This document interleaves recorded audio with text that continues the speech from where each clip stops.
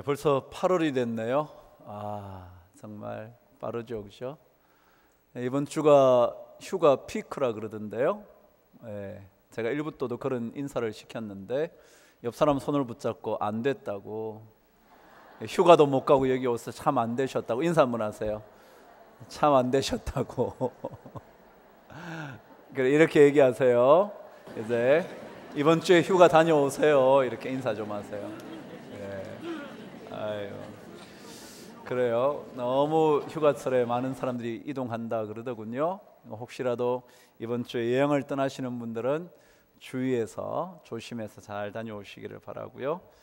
더위를 너끈히 이길 수 있도록 하나님께서 은혜 주시기를 바랍니다. 하나님 말씀 우리 함께 묵상합니다. 누가복음 18장 28절에서 30절까지 오늘 세 절 묵상하도록 하겠습니다. 누가복음 18장 28절에서 30절까지 저와 한 목소리로 하나님의 말씀을 읽겠습니다. 다 찾으셨으면 저와 한 목소리로 말씀을 읽도록 하죠. 시작. 베드로가 여짜오되 보옵소서, 우리가 우리의 것을 다 버리고 주를 따랐나이다.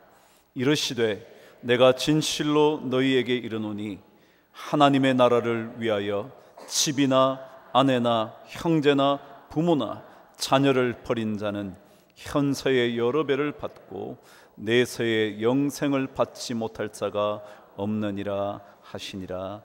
아멘.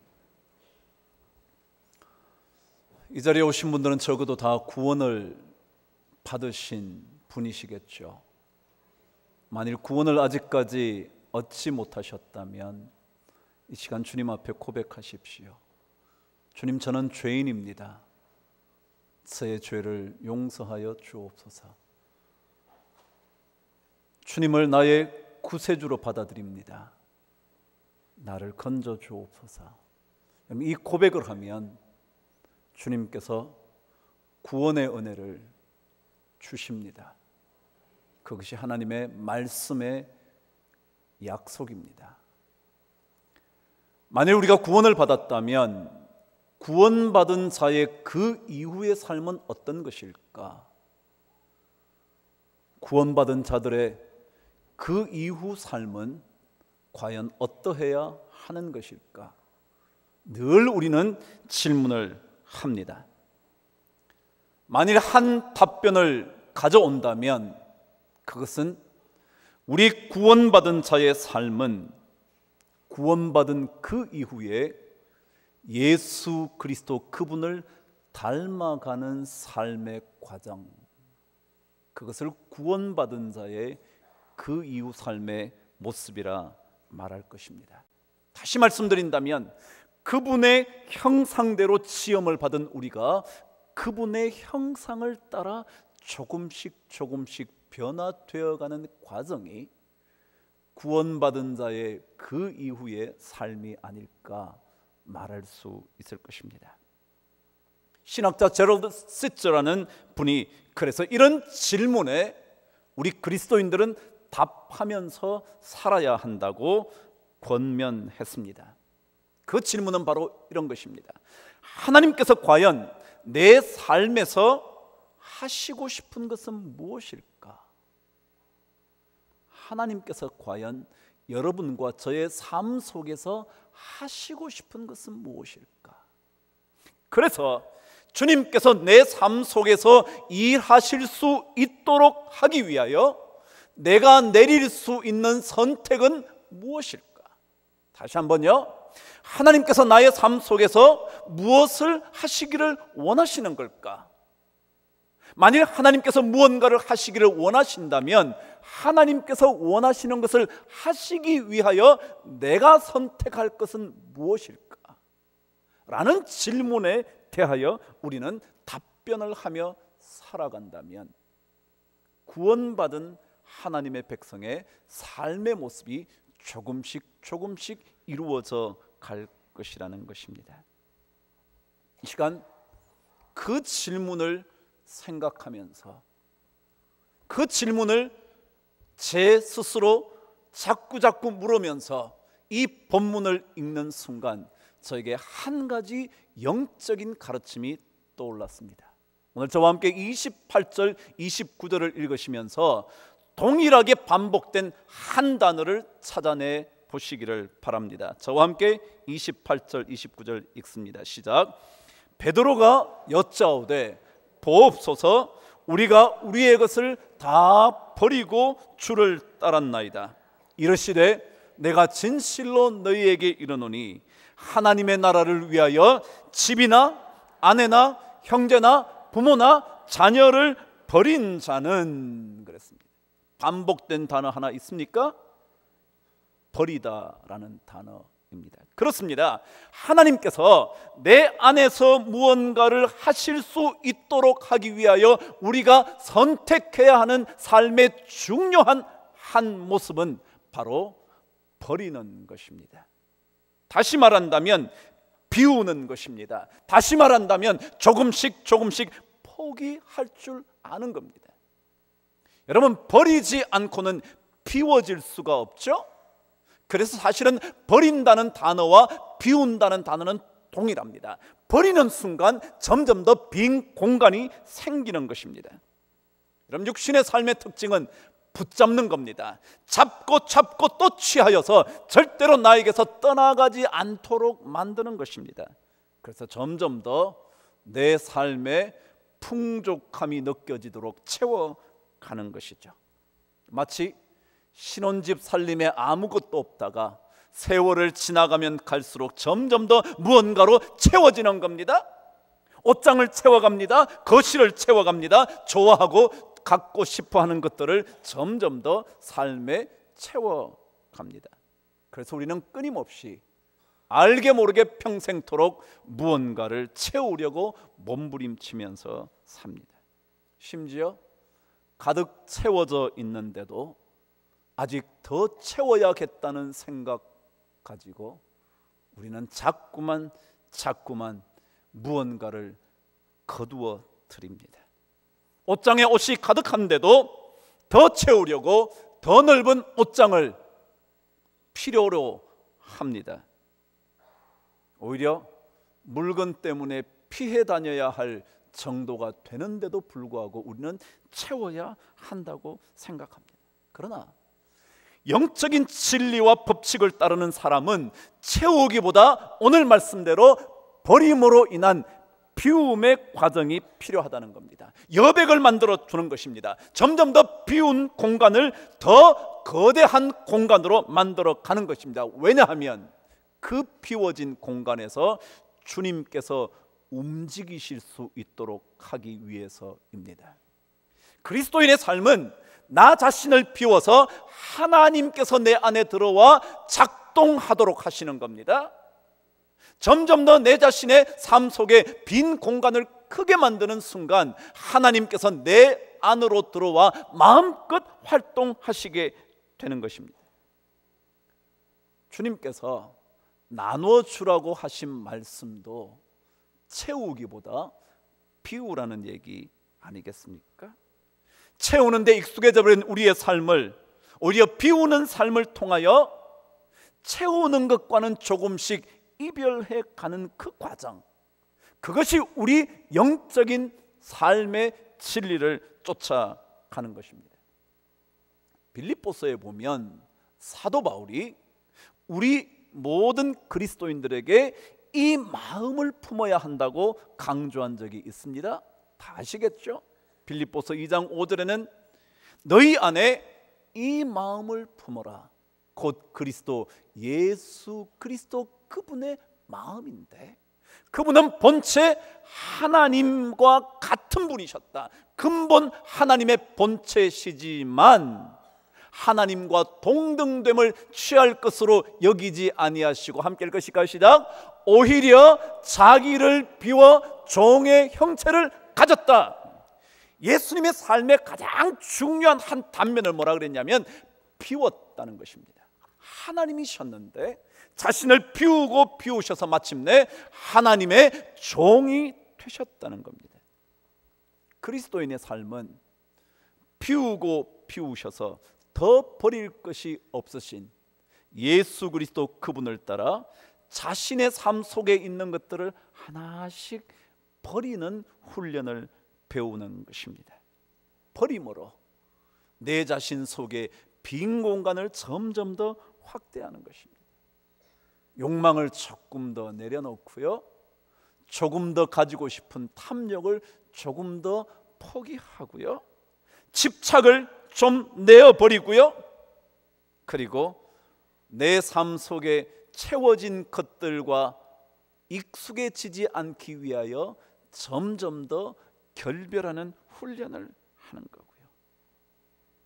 그래요, 성경을 읽어보면 비우는 삶이 그리스도인 하나님을 쫓아가는 삶이라고 계속 강조하는 것 같습니다. 아브라함에게도 마찬가지였습니다. 자신의 모든 것을 떠나라고 말합니다. 결별하는 거죠. 모든 풍족했던 삶의 여건을 떠나보는 겁니다. 롯에게도 말합니다.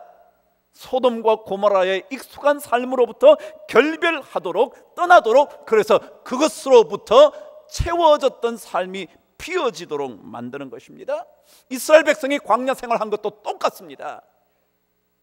풍족하다고 말할 수 있었던 애굽의 삶, 그 삶 속에서부터 비워진 공간, 광야로 자꾸만 이스라엘 백성을 몰고 가시는 겁니다. 다윗도 마찬가지였습니다. 왕위에 오르기까지 그의 삶은 끊임없이 비워내는 삶의 시간들이었습니다. 사울을 피하여 쫓겨간 그의 삶, 떠돌아다니다 마침내 적진 블레셋 지역까지 가서 미친 듯 침을 흘리면서까지 자신을 비워내어야 했던 그 과정, 욥도 비우는 일을 통하여 하나님의 놀라운 기적들을 체험할 수 있었죠. 그래요, 예수 믿는 삶은 무언가를 자꾸 얻기 위하여 매달리는 인생이 아니라 오히려 하나 둘씩 내려놓고 비우는 훈련을 하는 겁니다. 왜냐하면 그때 하나님께서 내 안에서 마음껏 활동하실 수 있기 때문에 그렇습니다.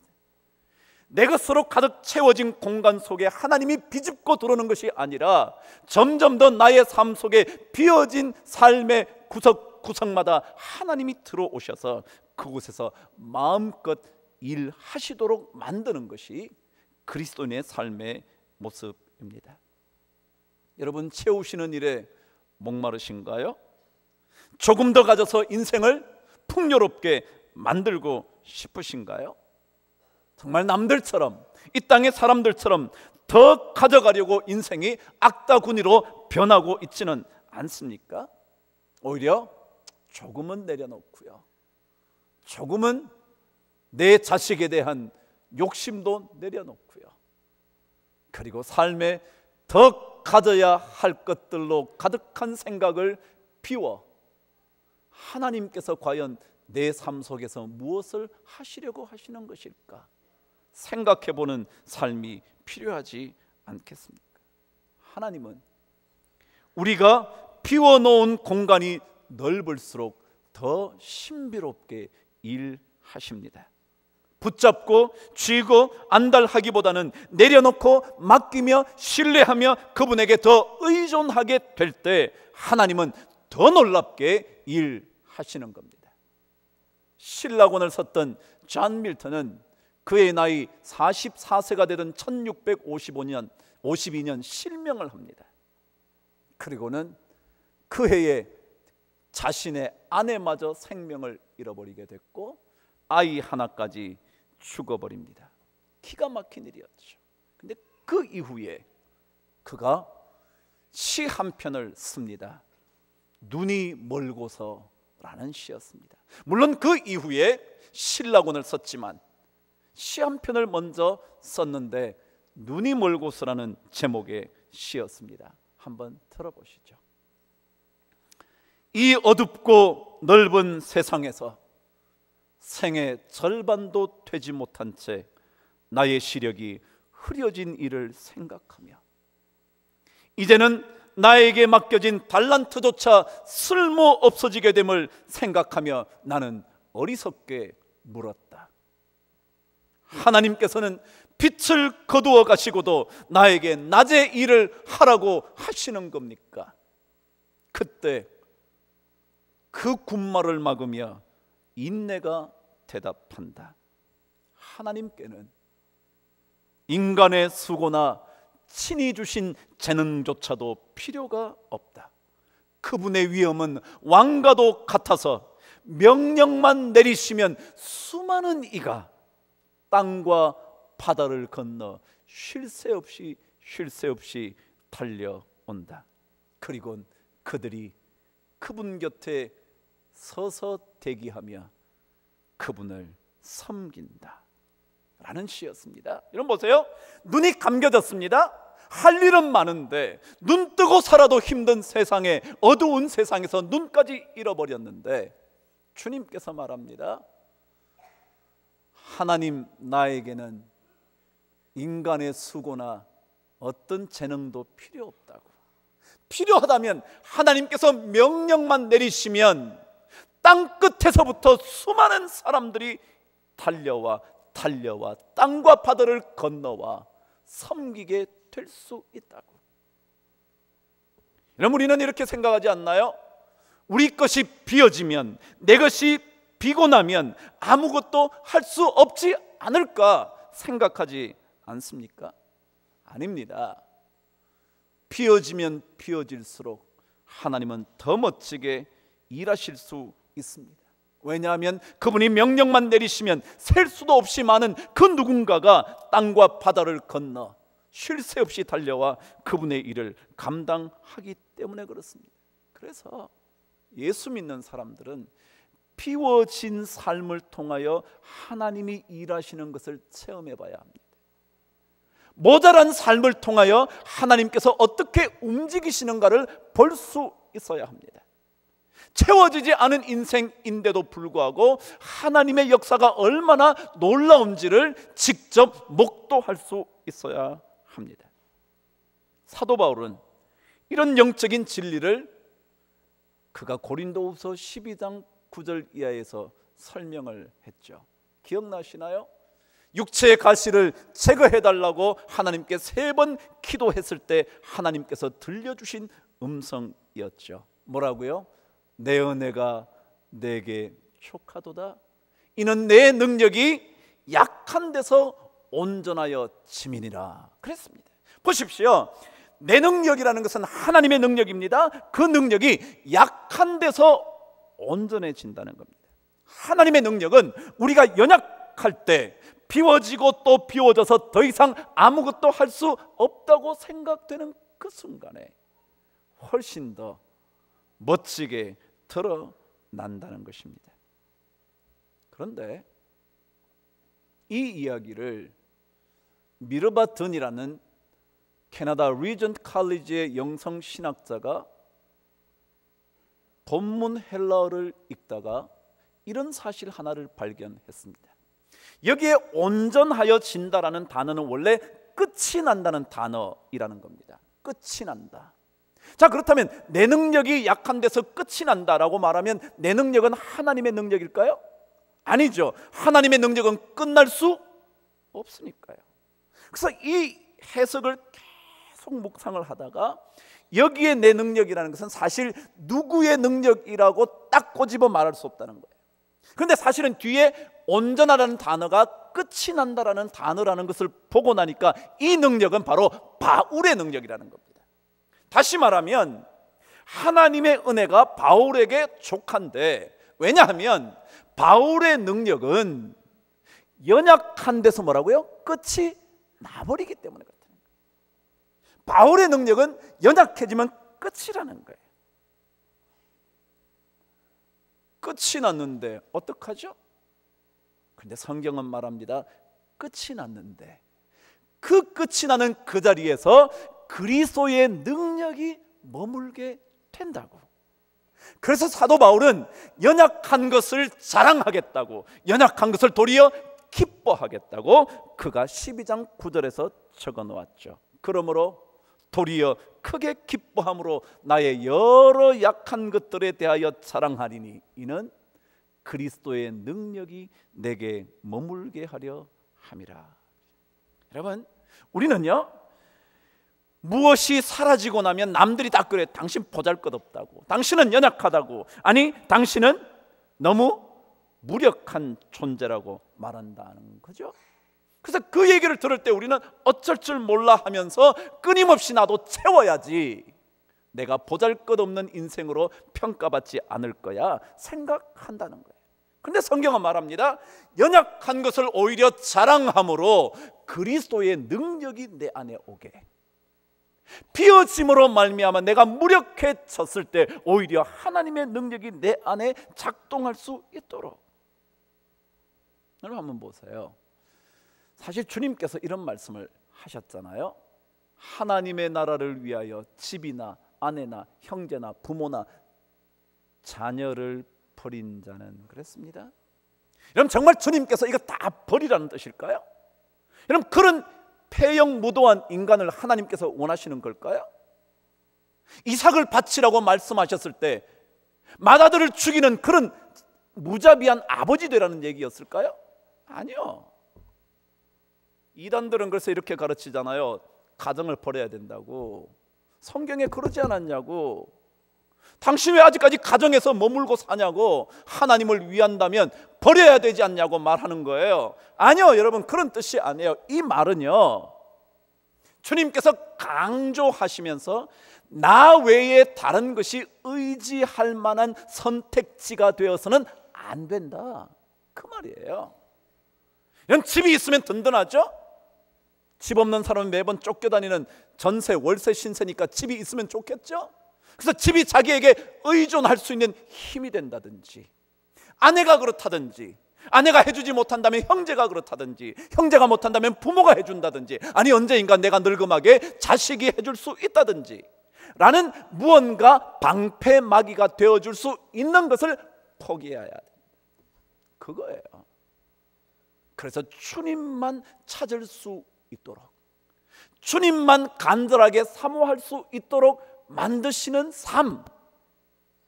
그래서 비워져서 내가 아무것도 못하니까 오직 주만 바라봅니다 라고 말할 수 있는 그런 인생을 주님께서 원하신다는 거죠. 왜냐하면 그때 하나님께서 훨씬 더 멋지게 우리 삶 속에서 역사하실 수 있기 때문이라는 거죠. 제가 대학 다닐 때 IVF 멤버였습니다. 그는 대학생 선교회 같은 선교회 단체였습니다. 그때 존 화이트라는 사람의 책을 참 많이 읽었습니다. 그분은 정신과 의사이면서 탁월한 리더였습니다. 그가 주님께 더 가까이 나아가기라는 책에서 이런 얘기를 한 적이 있었습니다.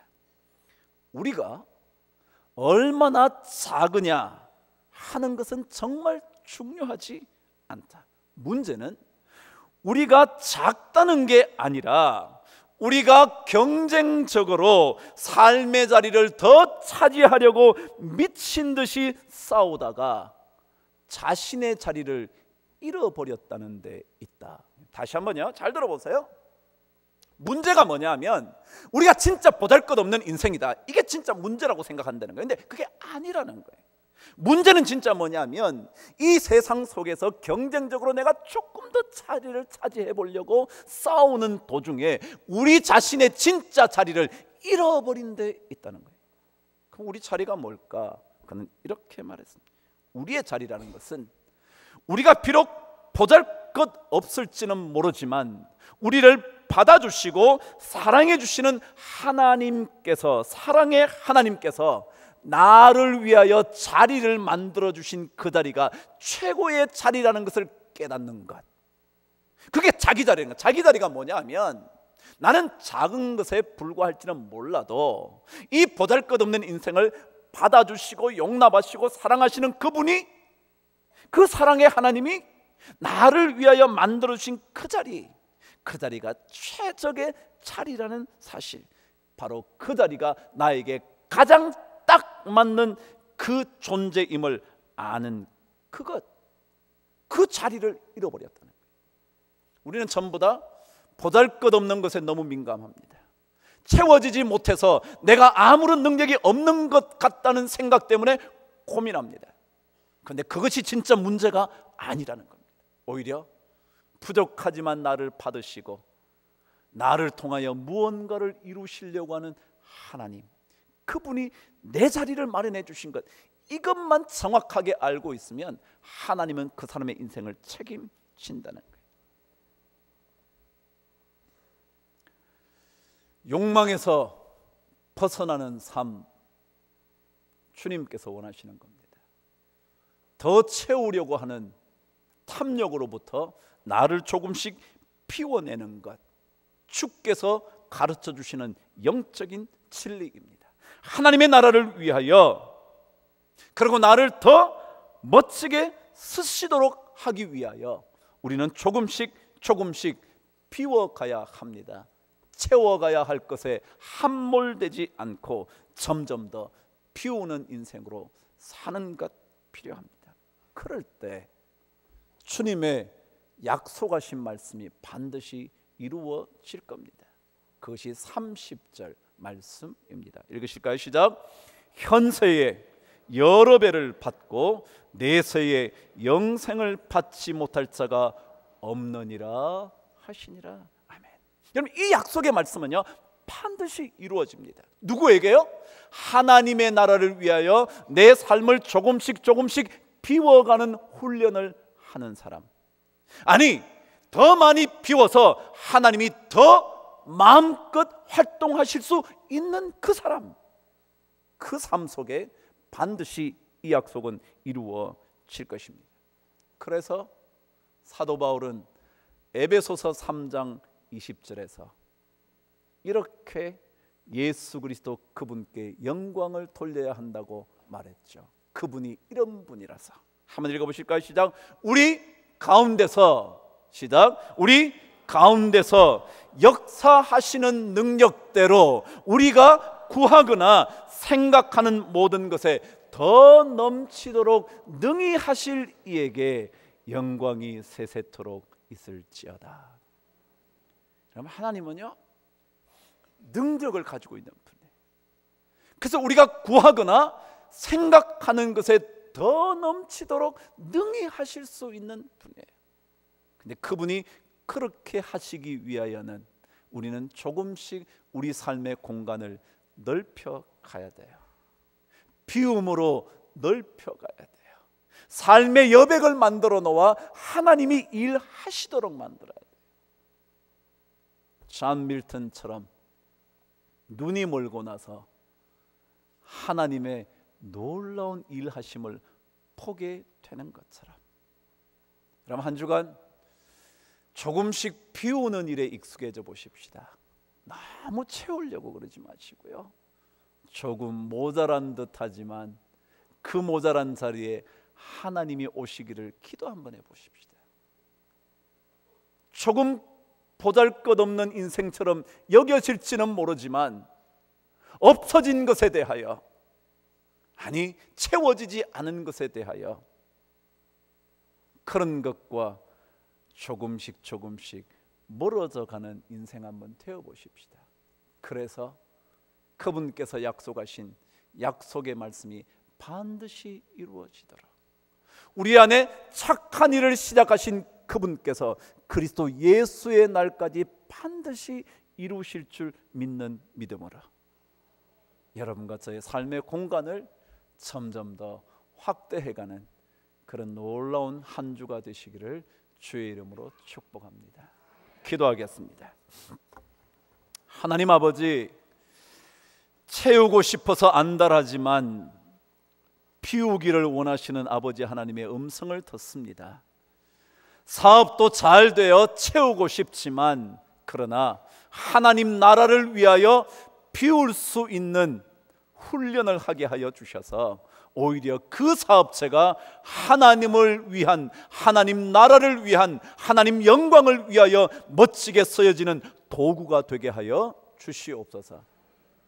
비워져서 보잘것없는 인생이라 생각지 말게 하시고 비어진 그 자리에 하나님 들어오시기를 기도하는 우리들 되게 하여 주시옵소서. 그리함으로 주님께서 약속하신 현세의 여러 배를 받고 내세의 영생을 받지 못할 자가 없느니라 말씀하신 그 말씀 들을 수 있도록 축복하여 주시옵소서. 예수 그리스도 능력의 이름으로 기도드리옵나이다. 아멘.